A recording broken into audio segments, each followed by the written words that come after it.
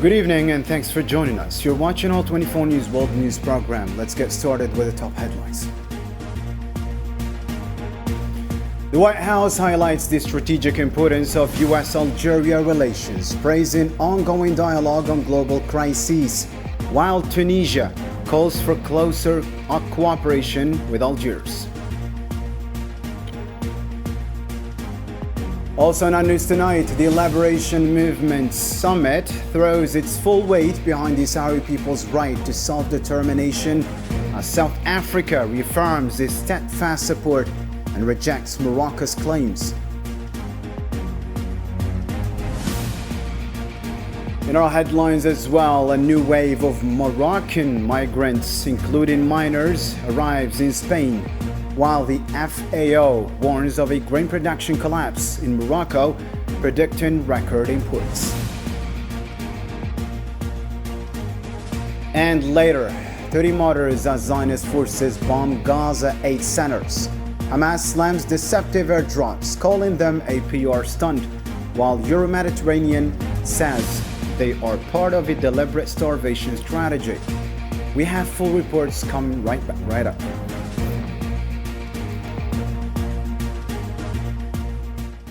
Welcome back to the program. We begin tonight in Algiers, where President Abdelmajid Tebboune welcomed U.S. Presidential Advisor for Africa, Arab Affairs and the Middle East, Assad Boulas, on Sunday in Algiers at the head of a high-level American delegation. The meeting, attended by senior officials from both sides, underscored the strengthening of Algerian-American relations and their shared commitment to dialogue on key regional and international issues.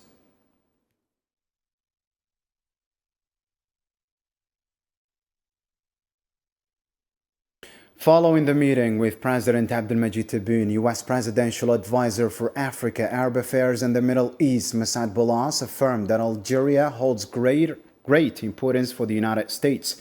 He reiterated Washington's commitment to deepening cooperation, particularly in trade and security. It's a great honor for me to be here in Algeria, on behalf of the President Trump and Secretary of State Marco Rubio, to strengthen the partnership between the United States and Algeria. These relations are of great importance to the United States, and I would like to express my sincere appreciation for the warm welcome and generous hospitality I have received. I reaffirmed with President Tebboune our shared commitment to the strong ties that unite the United States and Algeria. We expressed our firm dedication to enhancing our relations in trade, security, and other sectors. I also shared with President Trump's vision, cooperation and pursuit for our common interests, achieving peace, defeating terrorism, securing our borders, and promoting fair trade that benefits both Americans and Algerians in a spirit of mutual respect and dialogue. وذلك في إطار من الاحترام المتبادل والحوار. The U.S. official also noted that both nations share a strong determination to address Sahel region challenges and praised Algeria's diplomatic leadership at the UN Security Council. كما كان من دواعي شرفي. It was also an honor for me to closely hear President Tebboun's perspective on the critical challenges facing Africa and the broader region, as well as the many opportunities that lie ahead. We look forward to continuing to strengthen our joint efforts to address the challenges in the Sahel region and to work together to promote peace. I would also like to express my gratitude to Foreign Minister Ahmed Attaf for the warm welcome extended today. We deeply value our ongoing dialogue as we work together to tackle some of the world's most pressing issues, especially during Algeria's term as a member of the United Nations Security Council. We share a common interest in advancing a more peaceful and stable world. لدينا مصلحة مشتركة من أجل عالم أكثر سلاما واستقرارا. Calling the visit highly productive, the White House's top regional advisor noted significant opportunities to expand bilateral trade, particularly in energy and other key sectors. كما تحدثت مع الرئيس ووزير الخارجية حول الإمكانات الهائلة. I also spoke with the President and the Minister of Foreign Affairs about the great potential to strengthen trade cooperation between the United States and Algeria in the energy sector and other various fields. This visit has been extremely fruitful, and we look forward to exploring avenues of joint cooperation for a bright and peaceful future. Thank you once again for the warm hospitality, and God willing, we will see each other again soon. شكرا مرة أخرى على كرم الضيافة ومنشوفكم قريبا إن شاء الله. Shifting focus to Algeria-Tunisia relations, President Abdelmadjid Tebboune received Tunisian Ambassador Ramadan Al-Fayed for a farewell visit, marking the end of his mission in Algeria. The meeting was attended by Presidential Chief of Staff Boualem and Diplomatic Affairs Advisor Ammar Abba, according to a statement from the Algerian presidency.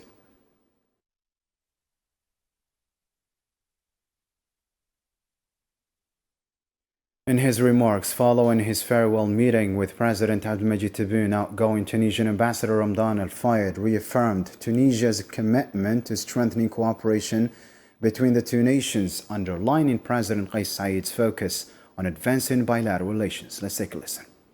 أبلغت فخامة الرئيس تحية سيادة رئيس الجمهورية التونسية قيس سعيد.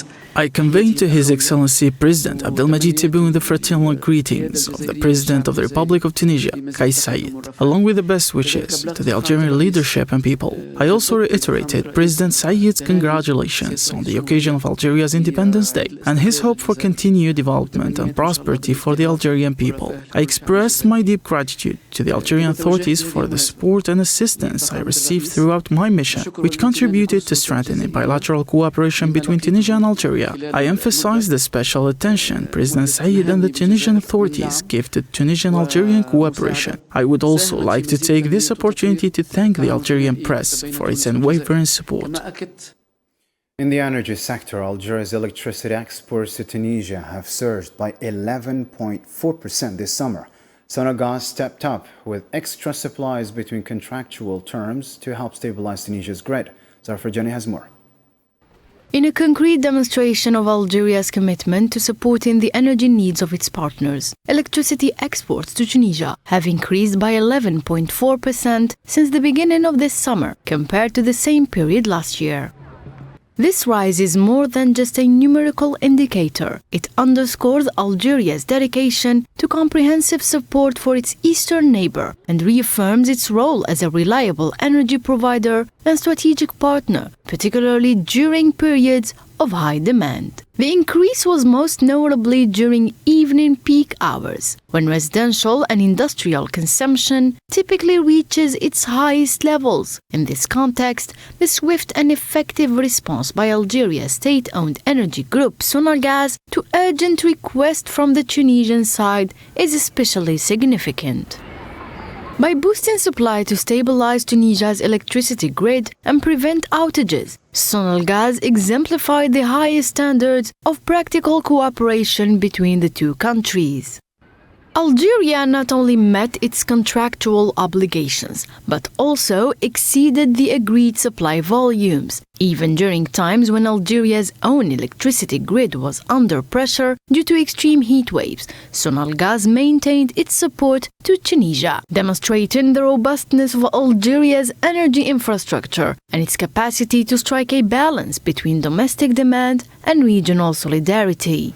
This performance reflects a steadfast commitment to shared responsibility and a broader vision of regional integration built on mutual support and energy security.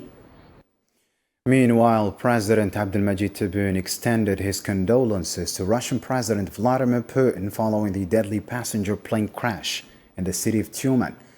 In a message published by the Algerian presidency, Tebboune expressed on behalf of the Algerian government, people, and himself his deepest sympathy to President Putin, the Russian people, and the families of the victims.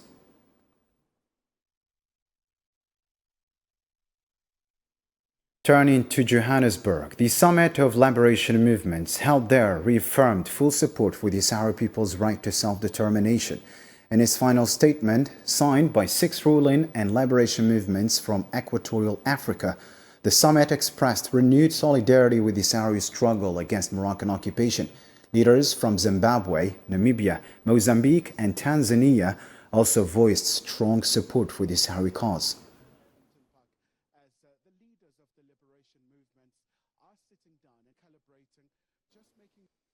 Building on that, South Africa reaffirmed its firm and principled support for the Sahrawi people's struggle for self-determination. Sahrawi Foreign Minister Mohamed Yeslam Basit was officially received by President Cyril Ramaphosa for cordial and wide-ranging talks on bilateral ties and solidarity among peoples fighting for independence and dignity. President Ramaphosa also hosted an official dinner honoring summit delegates, including ministers and liberation movement leaders from around the world, highlighting growing global momentum in support of colonized peoples, especially the Sahrawis. To Spain now, where 54 Moroccan miners swam to Ceuta amid a new surge in irregular migration fueled by economic hardship and repression in Morocco. Sofia Canturi reports. In a desperate bid for a better life, 84 Moroccans, most of them miners, attempt to swim from the Moroccan coast to the Spanish enclave of Ceuta this week. The group is the latest wave in a recurring pattern of irregular migration driven by deepening social and political distress. Fleeing unemployment, rising poverty, and shrinking freedoms, many see Europe as the last resort. The Moroccan regime's tightening grip on dissent, targeting journalists, activists, and critics, has only added the exodus as more young people seek refuge and opportunity abroad. Once I get my papers, I want to live a decent life. I have a diploma, I have everything. All I need are my documents to be able to work. When I get them, I hope to find a job and live with dignity. Beyond personal hardship, migration has also become a political tool. Analysts say Moroccan authorities often use migrants' flow as a leverage in negotiations with European countries, turning human desperation into a bargaining chip. For those risking the waves, it's not just about reaching Europe, it's about escaping a system they feel has failed them. At the same time, the UN Food and Agriculture Organization has warned that Morocco is facing its worst agricultural season on record, with cereal production expected to fall 27% below average for a second year in a row. Output is projected at just 4 million tons, forcing cereal imports to surge to 11 million tons, a 20% increase. The report warns of severe pressure on Morocco's budget, rising food prices, and deepening threat to food security and economic stability.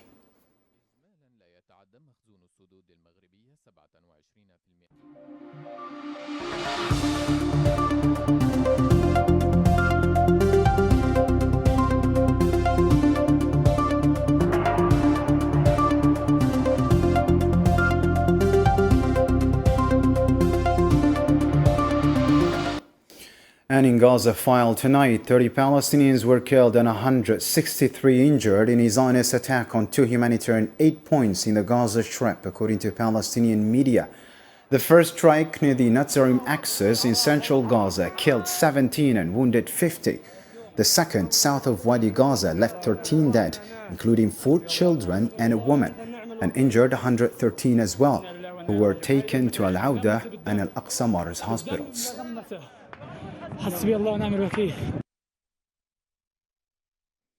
Adding to the crisis, the Palestinian Ministry of Health in Gaza says that 6 more Palestinians, including 2 children, died from starvation and malnutrition within 24 hours alone. The death toll from hunger now stands at 133, including 87 children.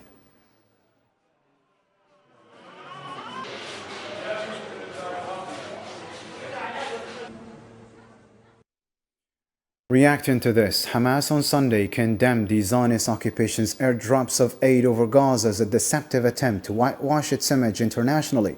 In a statement, the movement stressed that immediate access to food, medicine, and humanitarian relief is a basic right for Gaza's residents, meant to end the catastrophe imposed by the Nazi occupation.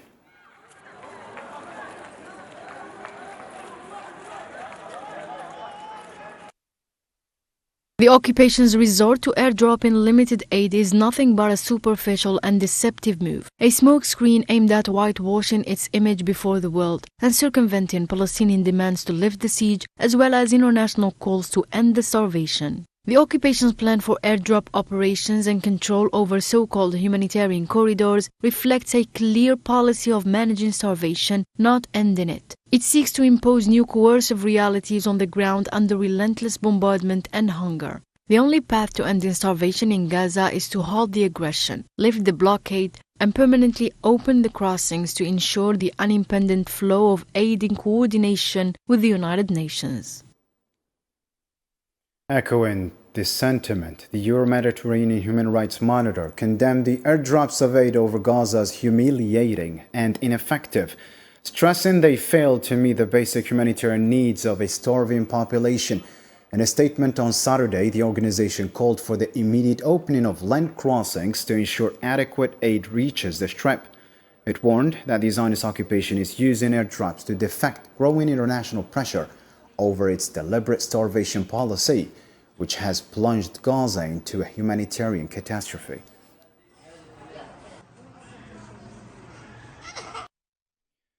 In the same context, South Africa condemned the Zionist entity's ongoing war crimes against the Palestinian people, including systematic starvation and apartheid, especially in Gaza Strip.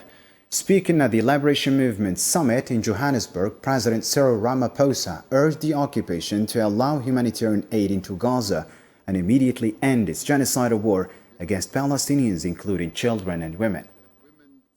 Children and babies. Our freedom was achieved not only by the tireless struggles of our peoples, but by the efforts of people from across the world. Drawing on that experience, we reaffirm our support for the peoples of Palestine, Western Sahara, and Cuba. We condemn in the strongest terms the crimes against humanity and the genocide committed by the apartheid state of Israel against the people of Palestine. We are particularly horrified by the deliberate starvation of the people of Gaza. We call on the state of Israel to allow food and essential aid to be allowed in and to be distributed amongst the starving Palestinians. We call for an immediate end to the relentless bombardment of civilians and the destruction of their homes, their hospitals, their places of worship. We call on the world to stop the murder of children and babies through starvation. Elsewhere in the Strip, 9 Palestinians were killed and several others wounded in Zionist airstrikes on Gaza City and Khan Yunis, according to Palestinian news agency. 6 were killed near the Hassan al-Banna and Salah ad-Din mosques in Gaza's Zaytun neighborhood in the south. 3 others were killed in separate strikes on northwest Khan Yunis and the Rumaida area in Bani Suhaila.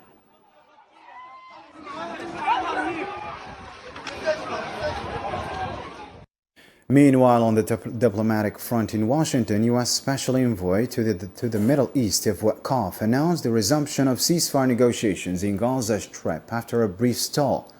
On Sunday, U.S. media reported that talks with Hamas are getting back on track. Meanwhile, Secretary of State Marco Rubio confirmed significant progress, stating that resolution depends on Hamas releasing all Israeli prisoners and surrendering its weapons. He expressed hope for reaching a ceasefire soon.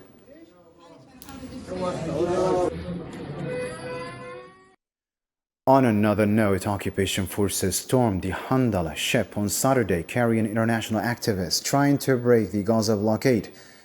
A live broadcast showed armed forces boarding the ship, with the fate of the passengers and crew still unknown. The ship had issued a distress call before the interception.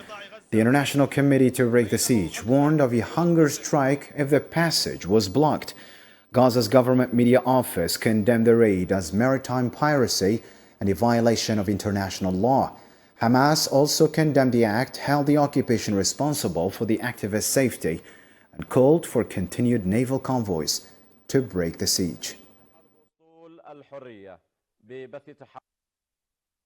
The occupation's interception of the Handala ship and the detention of its passengers constitute an act of piracy, a blatant affront to the will of humanity, and a stark revelation of the occupation's hypocrisy. We hold the Netanyahu government fully responsible for the safety of the solidarity activists and call on the United Nations to condemn this act of piracy and hold the occupation accountable for its ongoing aggression and genocidal war against Gaza.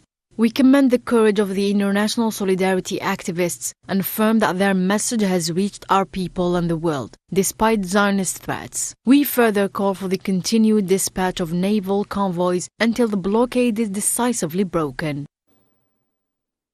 Turning to Sudan now, 2 years of relentless war have decimated infrastructure, leaving millions without electricity and hope for recovery. More on this story with Salman Asib. After more than 2 years of armed conflict and violence, the scars of devastation are more visible than ever in Khartoum. Most of the capital's infrastructure has been either looted or burned, leading to severe electricity shortages that have deeply disrupted daily life for residents. The war that the rebels started has caused big damage and destruction upon sectors including power generation, transmission and distribution. We're trying to use home generator, but throughout the area, our electrical wires and those of neighboring homes have been stolen. Although security has improved across much of the central region, essential services, including electricity, water and gas, remain largely unavailable. In Khartoum, the capital, the country's largest oil refinery remains shut down after multiple attacks, triggering severe fuel shortages. As a result, many residents are forced to rely on untreated water, increasing the risk of waterborne diseases and the spread of infections. Power shortages have disrupted the water supply. We are forced to drink unpurified water from wells or rivers, which makes us sick. Although the battles have stopped, electricity supply has not been restored, and we continue to endure the hardships caused by blackouts. Displaced families cannot return home, and no work can be done under these conditions. In Port Sudan, the coastal city along the Red Sea, power cuts can last up to 10 hours a day. Meanwhile, in Khartoum, residents face even longer outages, up to 16 hours daily, turning candles into a daily necessity. With no electricity or access to safe drinking water, Sudanese people are enduring an especially difficult and sweltering summer. In Africa's Great Lakes region, at least 38 people were killed and 15 others wounded on Sunday when gunmen linked to ISIS stormed a church in eastern DR Congo's Komanda city. The UN mission MONUSCO condemned the surge of violence in the region as terror groups continue to target civilians.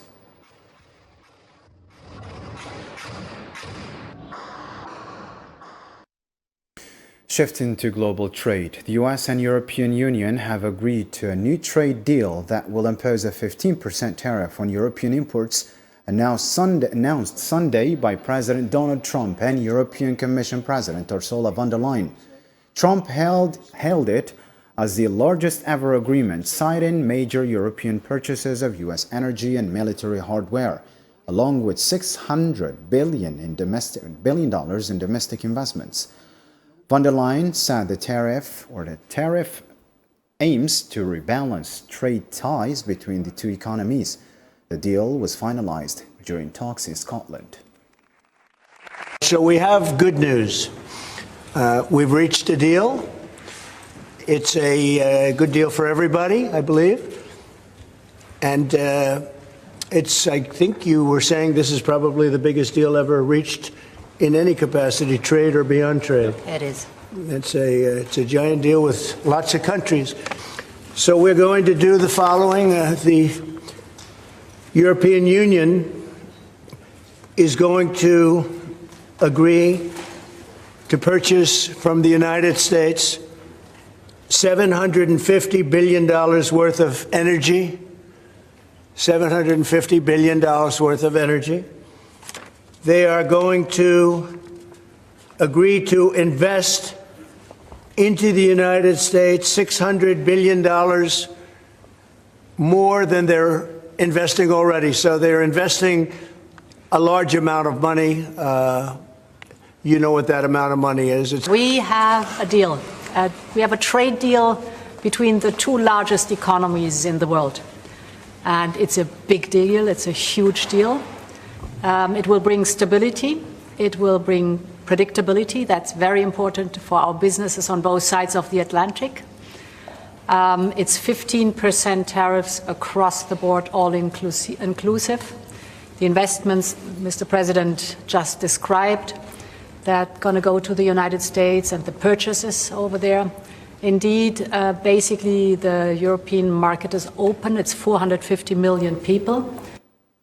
Finally tonight, Cambodia and Thailand exchanged artillery fire for a fourth day on Sunday, despite expressing readiness to discuss a U.S. proposed ceasefire.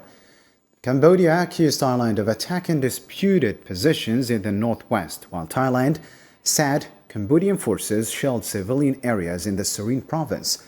In a potential breakthrough as well, Malaysian Foreign Minister Mohammed Hassan announced that both sides agreed to Malaysia's mediation, with their leaders set to meet in Kuala Lumpur on Monday to seek de-escalation. That wraps up our news program for tonight. For more updates, you can always check our social media platforms. Thank you for tuning in. Good night.